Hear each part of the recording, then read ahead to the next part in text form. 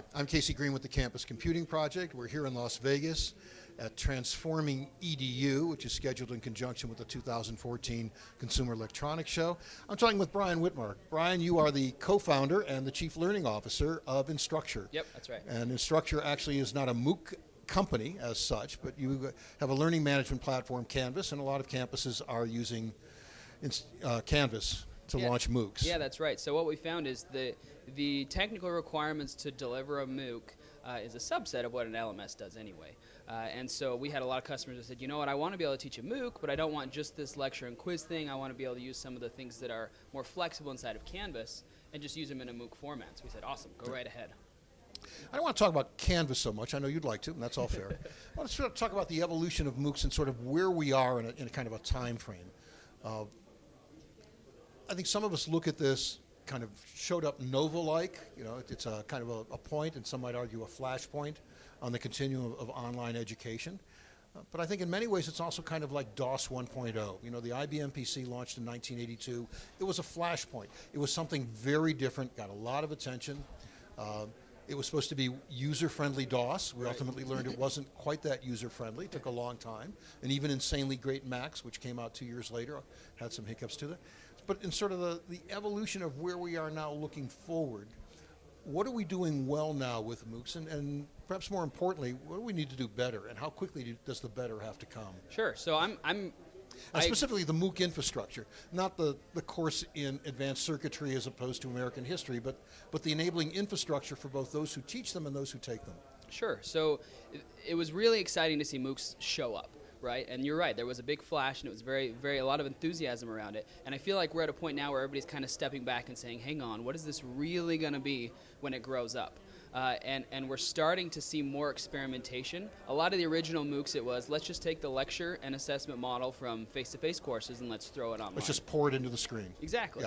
Yeah. Which at least you get more people seeing it that way. But I wouldn't call it particularly innovative. And so now we're to a point where people are saying, yeah, it turns out that's not enough. What more can we do? And is it massive? Is massive the thing that we need to worry about? Or is it the collaboration piece? Is it the online piece? What's the thing that is going to be the hook going forward? And I feel like the industry hasn't actually decided yet. Well, I think many are also worried about the completion issue. Huge registrations at the front end. We know that there are big drop-offs through the first couple of weeks, even more drop-offs at points of assessment. Because they're open, there's no prerequisites, there's no hand at your back, there's no hand at your pocket in terms of a financial incentive or obligation. We saw some data at the conference earlier today about a course from Harvard, 150,000 students registered, 5% actually completed with the fully authenticated certificate.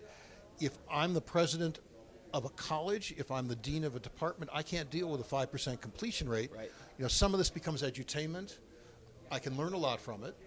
But do I need the certificate? But also many who look at MOOCs as a way to supplement and potentially supplant conventional courses as a low-cost, high-value alternative. Look at those numbers and say, it's not wait, there, we got some explaining to do. Exactly, for sure, it's not there. The people that are finishing MOOCs, I mean, you also look at the demographics, right? It's the master's students, it's people that already know how to learn. Well, this is the DOS 1.0. It's the computer folks going to the computer. Self-motivated learners, that are taking the MOOCs and finishing them.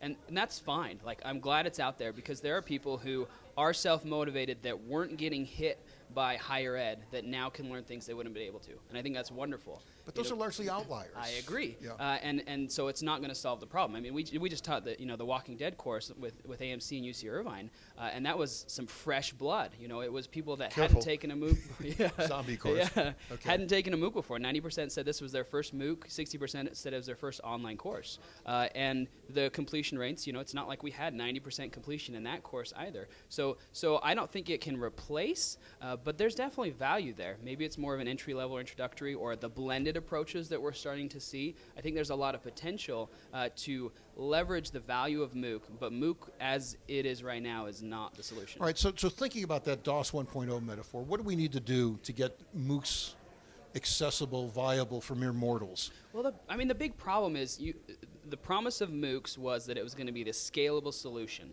that would teach everybody, you just come in and watch the lectures and you will learn and be smart, and you wouldn't have to have that human component, because the human is the constraint, right, in traditional teaching.